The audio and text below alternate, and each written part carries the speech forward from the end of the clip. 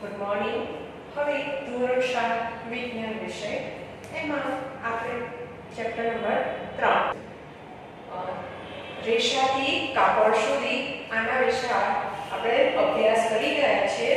હવે દરેક વિદ્યાર્થી મિત્રો સ્વપોથી લઈને બેસશે અને પેન્સિલ પેન એ પણ લઈને બેસશે. તો વિદ્યાર્થી મિત્રો એમાં સ્વપોથીમાં પેજ નંબર 223 યાની કે 23 નંબરના પેજ ઉપર જોશે. તો એમાં પ્રશ્ન 1 જુઓ, એમાંથી વિકલ્પો આપણે શોધવાના છે સાચા અને લખવાના છે બોક્સમાં. તો દરેક વિદ્યાર્થીનું ધ્યાન પેજ નંબર 23 ઉપર. તો એમાં પહેલો પ્રશ્ન છે, કયા પ્રાણીનો ઊન તિબેટ અને લડાખમાં વધુ પ્રચલિત છે? તો એમાં આવશે એ યાક.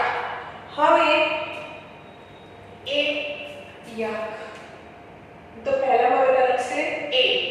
હવે બીજું છે, કયા પહાડી ક્ષેત્રમાં મળતી અંગોરા બકરીમાંથી ઊન મળે છે?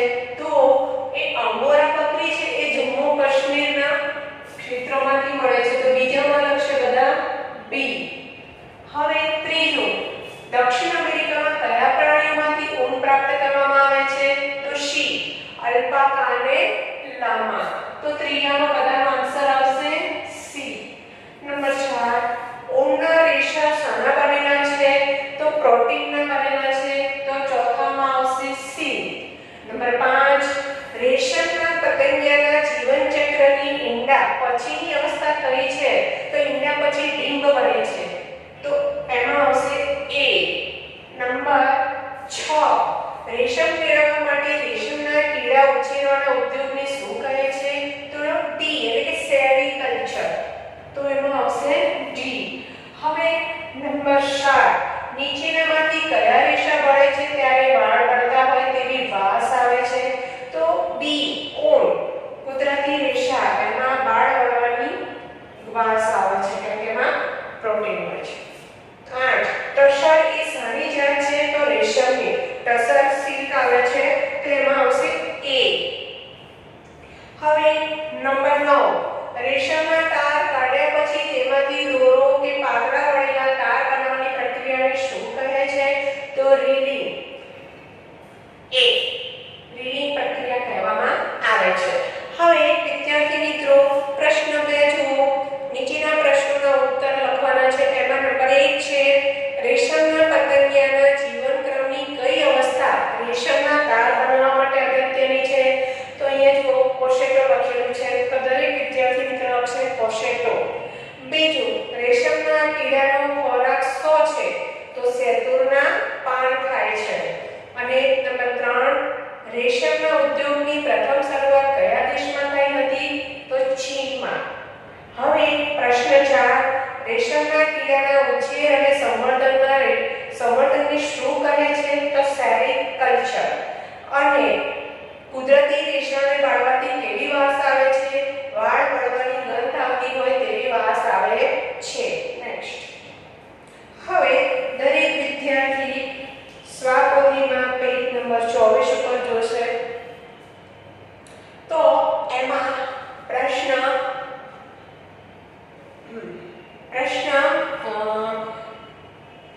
2 જુઓ. ઘેટાની ભારતીય પ્રજાતિના 3 નામ જણાવવાના છે. કે જે ઘેટા આવે છે એની પ્રજાતિ કઈ છે? ઘેટા તો ખરા, તો લોકો લોહી, પાખરવાળી અને પાટણવાળી. બરાબર. પ્રશ્ન 3, રેશમના કીડાના જીવન ચક્રની અવસ્થા કઈ છે? તો પહેલા આવે ડીંગનું, એના પછી આવશે ડીમ અને ત્રીજા નંબરની છે પ્યુપા, ચોથા નંબર રેશમનો પતંગિયું.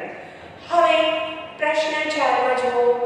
ઊન આપતા પ્રાણીઓના શરીર પરના ઘટ્ટવાળનું કાર્ય શું છે? એટલે કે જે ઘટ્ટવાળ છે શું કાર્ય કરે છે? તો એનો આન્સર આપણે લખીશું કે જે ઘટ્ટવાળ છે એ પ્રાણીઓને હૂંફ પૂરી પાડી અને ઠંડી સામે રક્ષણ આપે છે. દરેક વિદ્યાર્થી જોઈને લખતા રહેશે. જે ના ખબર પડી હોય એ પણ લખી લેજો, લખ્યા હોય તો બેસ્ટ. 5, કાશ્મીરી બકરીઓ વડે મળતું ઊન સામાન્ય રીતે શાના માટે વપરાય છે? તો કાશ્મીરી બકરીઓ વડે મળતું ઊન પશ્મિના શાલ બનાવવા માટે વપરાય છે. હવે વિદ્યાર્થી મિત્રો આગળનો પ્રશ્ન જોઈશું.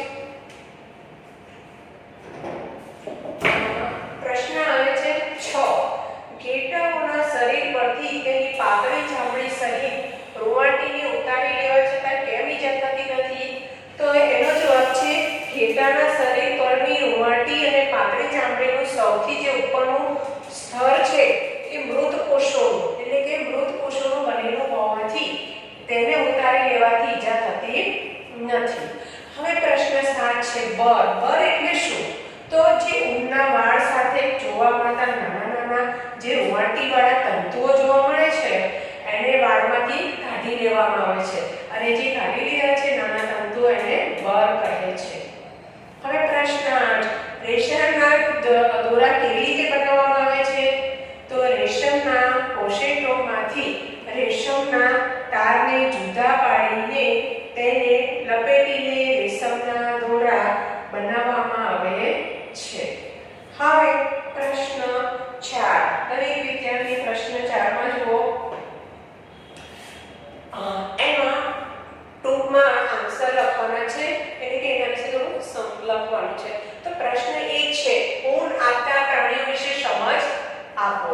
જે ઊન આપે છે આપણને પ્રાણીઓ એના વિશે તો લખવા માંડો બધા વિદ્યાર્થી. ઊન આપણને ઘેટા, બકરા, યાક અને ઊંટમાંથી પ્રાપ્ત થાય છે, પરંતુ મોટા ભાગે ઘેટાના ઊનનો ઉપયોગ વધારે થાય છે. એટલે કે ઘેટાની કેટલીક જાતિ ફક્ત પાંદડા સુવાળા વાળ ધરાવે છે. તો આવી જે જાતિના ઘેટા ઊન મેળવવા માટે પાળવામાં આવે છે. તિબેટ અને લડાખ જેવા પ્રદેશોમાં યાક નામના પ્રાણીનું ઊન પ્રચલિત છે. જમ્મુ અને કાશ્મીરના પહાડી પ્રદેશમાં અંગોરા બકરીમાંથી અંગોરા ઊન મેળવાય છે. કાશ્મીરી બકરીઓ વડે મળતું ઊન સારી જાતનું અને સુવાળું હોય છે.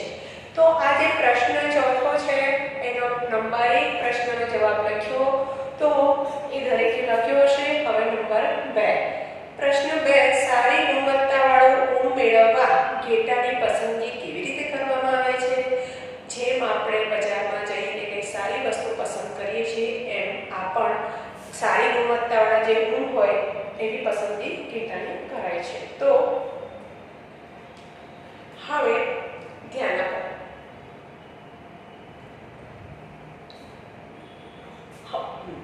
હવે અહીંયા લખો ઘેટાની કેટલીક જાતિ ફક્ત પાતળા સુવાળા વાળ ધરાવે છે. ખાસ કરીને આવી જાતિના જે ઘેટા હોય એમને પસંદ કરવામાં આવતા હોય છે. માત્ર સુવાળા વાળ ધરાવતા બચ્ચાઓને જન્મ આપી અને સુવાળા વાળ ધરાવતા ઘેટાઓ ઉત્પન્ન કરવા માટે પિતૃઓની આ જે પસંદગી કરીએ છીએ એ જે પ્રક્રિયા છે એને પ્રજનન પસંદગી લક્ષી પ્રજનન ઇન્વર્ટેડ કોમામાં લખજો કહે છે. હવે પ્રશ્ન 3 એમાં જુઓ ઊન માટે ઉછેરવામાં આવતા ઘેટાને કેવો ખોરાક આપવો જોઈએ? તો જે ઘેટાઓને ખોરાક આપવાનો છે એના વિશે લખશો. ઘેટા પહેલા તો લખો ઘેટા તૃણાહારી પ્રાણી છે. તે ઘાસ અને વનસ્પતિના પાંદડા ખાય છે. ઘેટા પાળનારા તેને પોષણક્ષમ આહાર આપે છે. સામાન્ય રીતે તે ઘેટાને લીલો ચારો ઉપરાંત દાળનું મિશ્રણ, મકાઈ, જુવાર, તેલીબિયાના ખોળ, પાપડી તથા ખનિજ દ્રવ્યો ધરાવતા ખાણ ખવડાવે છે શિયાળાની ઠંડીમાં ઘેટાઓને ઘરની અંદર રાખે છે અને તેમને પાંદડા, અનાજ અને સૂકો ચારો ખવડાવે છે. હવે પ્રશ્ન છે 4 ઘેટાના શરીર પરના વાળથી શરૂ કરીને ઊનના દોરા મેળવવાની ક્રિયાવિધિના વિવિધ સોપાન એટલે કે તબક્કા એટલે ક્રમવાઇઝ જણાવવાના છે. તો જ્યારે ઘેટાના શરીર પરથી વાળ જે મેળવવામાં આવે છે એમાં પહેલો છે પ્રોસેસ એટલે કે તબક્કો છે એને આપણે કાતરણી કહીએ છીએ. નંબર 2 ઘસવાની પ્રક્રિયા. નંબર 3 વર્ગીકરણની ક્રિયા. નંબર 4 ફરી ઘસવાની પ્રક્રિયા અને સુકવણી. અને નંબર 5 રંગવાની ક્રિયા. નંબર 6 કાંતવાની ક્રિયા. તો વિદ્યાર્થી મિત્રો જ્યારે ઘેટાના શરીર પરના જે વાળ છે તે વાળ પરથી જ્યારે ઊનના દોરા બને ત્યાં સુધીની જે પ્રક્રિયા છે, એ તબક્કો છે, એ આ પ્રમાણે ક્રમ વાઇઝ તમારે 6 ક્રમમાં લખવાનું છે. હવે વિદ્યાર્થી મિત્રો આગળ જોઈશું પ્રશ્ન 5. એમાં છે ઊન ઉતારવાની ક્રિયા વિશેની સમજ. તો ઘેટાઓના શરીર પરથી આન્સરમાં લખો બધા. ઘેટાઓના શરીર પરથી એના જે પાતળી ચામડી હોય છે એ સહી રૂંવાટીને ઉતારી લેવામાં આવે છે. આ ક્રિયાને કાતરણી કે ઊન ઉતારવાની ક્રિયા કહેવામાં આવે છે. કાતરણી માટે વાળ કાપવા માટે જે મશીનનો ઉપયોગ કરે છે તેવા પ્રકારના મશીનનો ઉપયોગ કરવામાં આવે છે. સામાન્ય રીતે ગરમીની ઋતુમાં ઘેટાના વાળ કાપવામાં આવે છે. વાળ કાપવાથી ઘેટાને ઈજા થતી નથી અને થોડા દિવસમાં ઘેટાને નવા વાળ ઉગે છે અને ઊન આપતું થઈ જાય છે. તો આજે ઊન ઉતારવાની ક્રિયા વિશે આ પ્રમાણે જવાબ લખવાનો છે. હવે પ્રશ્ન નંબર 6. રેશમનો કીડો કેવી રીતે રેશમના તાર તૈયાર કરે છે તે સમજાવો. તો આ રેશમના તાર મેળવવા માટેની પદ્ધતિ જુઓ. રેશમનો કીડો વૃદ્ધિ પામીને તેના જીવનચક્રની ત્યાર પછીની અવસ્થામાં આવે છે તેને કોશિક અવસ્થા એટલે કે પ્યુપા કહે છે. તે પોતાની આસપાસ જાળું રચે છે જે તેને પકડી રાખવામાં મદદરૂપ થાય છે. ત્યારબાદ તે પોતાના માથાને અંગ્રેજી 8 આપણે 8 પાડીએ છીએ, ઇન્વર્ટેડ કોમામાં લખશો, 8 આકારમાં એક છેડાથી બીજા છેડા સુધી લઈ જાય છે. આ દરમિયાન કેટરપિલર પ્રોટીનના બનેલા ઢાંકણાઓનો સ્ત્રાવ કરતો જાય છે. તે હવાના સંપર્કમાં આવતા સખત રેશમનો તાર બને છે. કેટરપિલર આ રેશમના તાર વડે પોતાની જાતને ઢાંકી દે છે અને તેમાંથી કોશેટો બને છે. આ કોશેટામાંથી રેશમના તાર મેળવવામાં આવે છે. હવે પ્રશ્ન 7. પ્રશ્ન 6 લખાઈ ગયો રેશમના તાર વિશે. હવે પ્રશ્ન 7. પ્રશ્ન 7 એમાં પ્રશ્ન 7 કોશેટામાંથી રેશમના તાર કેવી રીતે મેળવવામાં આવે છે. તો એમાં જુઓ કોશેટોમાંથી. તો રેશમનો કીડો તેની પ્યુપા અવસ્થા દરમિયાન પોતાના શરીર પર તાર વીંટે છે અને કોશેટો બનાવે છે. આ કોશેટાઓને મોટી સંખ્યામાં એકઠા કરી તેમને તડકામાં રાખવામાં આવે છે અથવા પાણીમાં ઉકાળવામાં આવે છે. આ પ્રક્રિયામાં રેશમના તાર અલગ પડી જાય છે અને રેશમ તાર કાઢ્યા પછી તેમાંથી દોરો કે પાતળા વણેલા તાર બનાવવાની પ્રક્રિયાને રેશમની રીલિંગ પ્રક્રિયા પણ કહેવામાં આવે છે. આ રીતે રેશમના તાર મેળવી શકાય છે. હવે આપણે કોશેટોમાંથી રેશમના તારની પ્રક્રિયા જોઈ. હવે પ્રશ્ન 5 છે વૈજ્ઞાનિક કારણ આપવાના છે. તો વૈજ્ઞાનિક કારણમાં પ્રશ્ન 1 જુઓ. ઊન મેળવવા ઘેટાના વાળની કટાઈ ગરમ ઋતુમાં કરવામાં આવે છે. તો શું કારણ છે? તો લખીએ. કારણ કે ઘેટાના વાળ ઠંડી ઋતુમાં શું આપે છે? હૂંફ આપે છે. જો ઠંડી ઋતુમાં ઘેટાના વાળની કટાઈ કરવામાં આવે તો ઘેટાને ઠંડીથી રક્ષણ મળે નહીં. ગરમ ઋતુમાં ઘેટાને ઠંડીથી રક્ષણ મેળવવાની જરૂરિયાત હોતી નથી.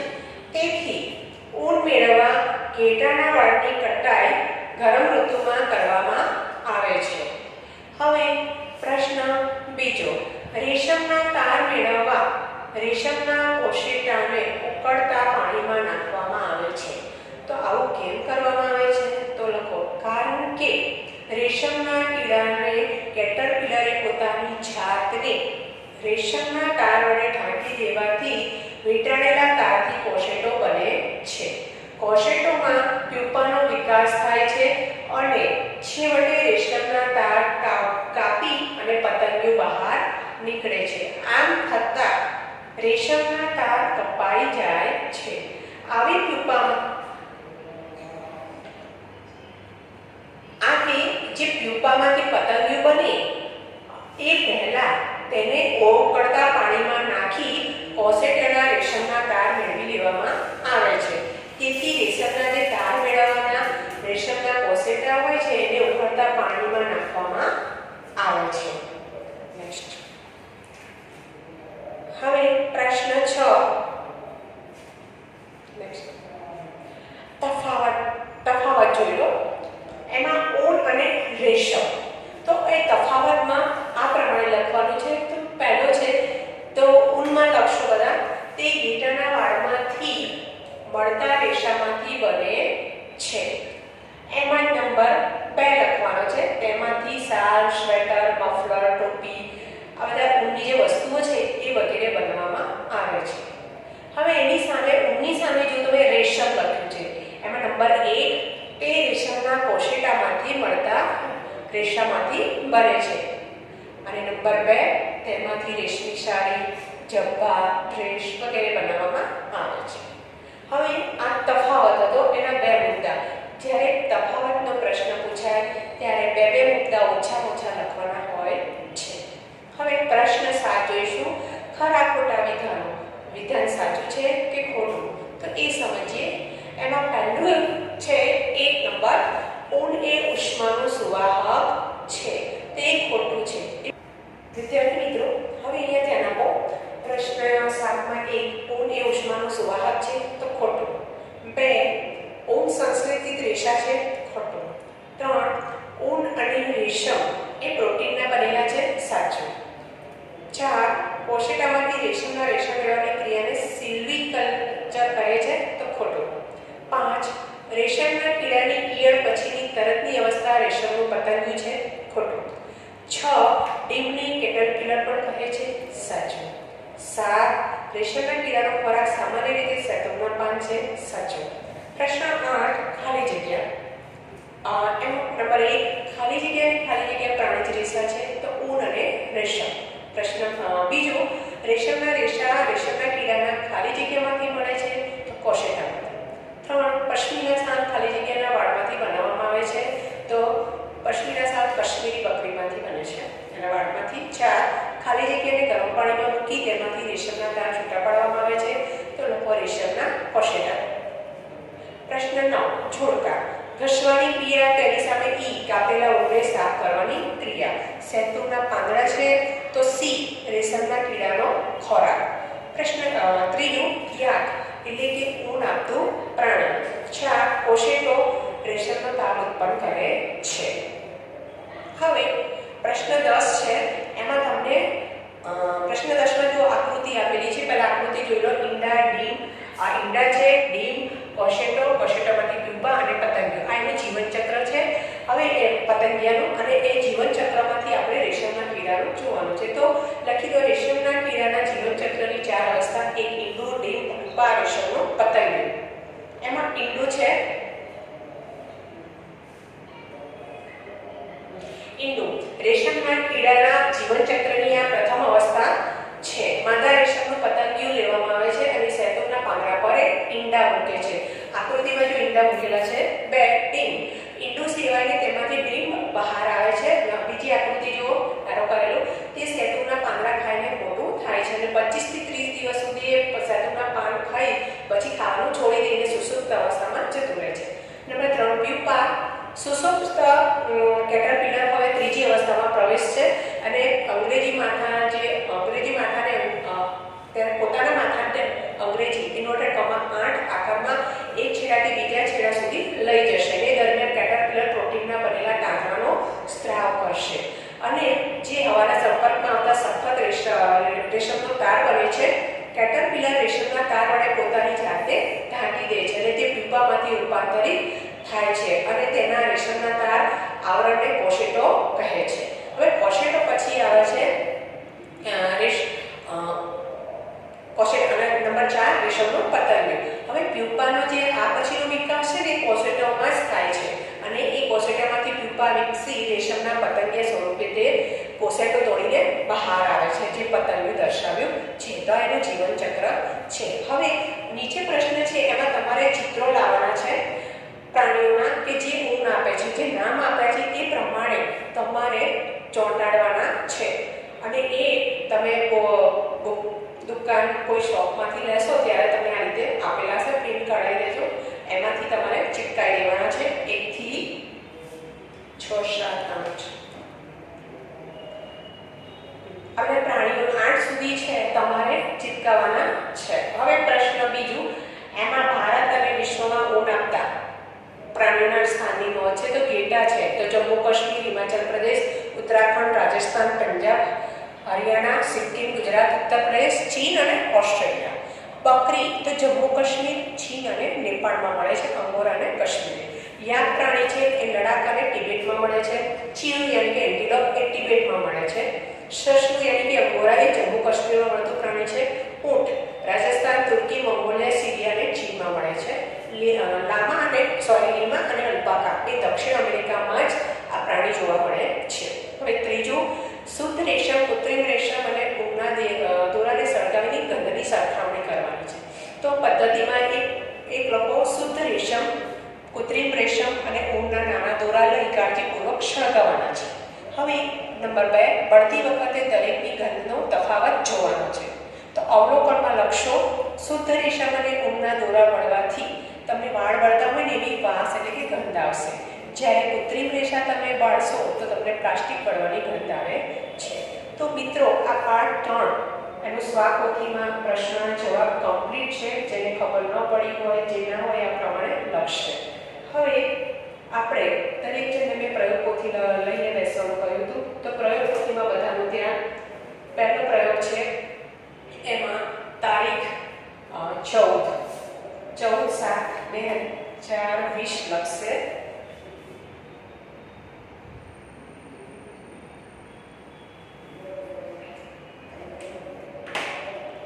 એમાં પહેલો છે હેતુ લખેલો છે, સાધનોમાં લખી દેવાનું છે. કશનળી છે, ચમચી, રબરની ટોટી એટલે કે ડ્રોપર એ લેવાનું છે. અને એવા પદાર્થમાં લખો રાંધેલો ભાત, પાણી, આવેલું દ્રાવણ. હવે જે આકૃતિ આપણને આપી છે એ અને બી, બરાબર, તેને આપણે કશનળી પણ કહીશું. એમાં આવેલું દ્રાવણ બતાવવાનું છે, પાણી અને ભાત. તો બંનેમાં જુઓ, એકમાં ભાત છે અને બીજામાં બરાબર ચાવેલા ભાત એટલે કે આપણે ચાવેલા હોય. આ જ આકૃતિ તમારે આ પ્રમાણે દર્શાવવાની છે. હવે પદ્ધતિમાં તમારે પેજ નંબર 8 ઉપર જુઓ. પેજ નંબર 8 ઉપર જે તમને 1 થી 6 ક્રમ વાઇઝ આપી છે તમારે પદ્ધતિમાં, એમાંથી જોઈને જ લખવાનું છે. હવે અવલોકનમાં લખશે કે કશનળી એમાં દ્રાવણ ભૂરા કાળા રંગનું બને છે. એટલે કે જો દ્રાવણ ભૂરા કાળા રંગનું બને તો સ્ટાર્ચની હાજરી દર્શાવે છે. અને નિર્ણય છે કે લાળ રસ જે આપણા મોઢામાં હોય છે સ્ટાર્ચવાળા પદાર્થોનું શર્કરામાં રૂપાંતર કરે છે. હવે પ્રશ્ન 1 માં જુઓ તો એમાં આન્સર લખવાના છે. જીભનું ટેવું કયો સ્વાદ પારખે છે? તો ગળ્યો. બીજું નંબર 2, જઠરમાં શાનું અંશતઃ પાચન થાય છે? તો પ્રોટીનનું એટલે કે ડી. 3, પ્રોટીનનું પાચન કયા સરળ પદાર્થમાં થાય છે? પ્રોટીન એટલે એમિનો એસિડ આવશે, ડી. 4, પિત્તરસ ક્યાં ઉત્પન્ન થાય છે? તો યકૃતમાં એટલે કે બી. લિપિડનું સંપૂર્ણ પાચન ક્યાં થાય છે? તો નાના આંતરડામાં એટલે કે સી. અને નીચેનામાંથી કયું પ્રાણી સેલ્યુલોઇડનું પાચન કરી શકે છે? તો ગાય. જે તૃણાહારી હોય તે સેલ્યુલોઇડનું પાચન કરી શકે. હવે પ્રશ્ન 2, ખોરાક બનાવવાનું કાર્ય કોણ કરે છે? તો જઠર.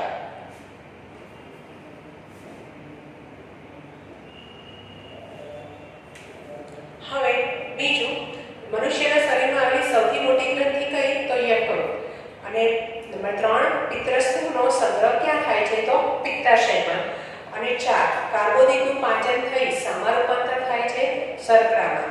પ્રશ્ન નંબર 5, વાગોળનાર પ્રાણીઓ ઘાસ ખૂબ ઝડપથી ગળી જાય છે અને તે ખોરાક તેના શરીરના કયા ભાગમાં સંગ્રહ પામે છે? તો આમાશય.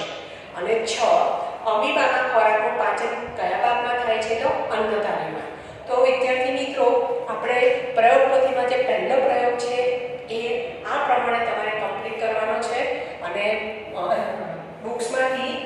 પાર્ટ 3 રેશાથી કાપડ સુધી, તો એનું સ્વાપોથી કમ્પ્લીટ તમારે કરવાની છે. જે પ્રશ્નનો જવાબ ન ખબર હોય તો આમાંથી જોઈને લખી શકશો.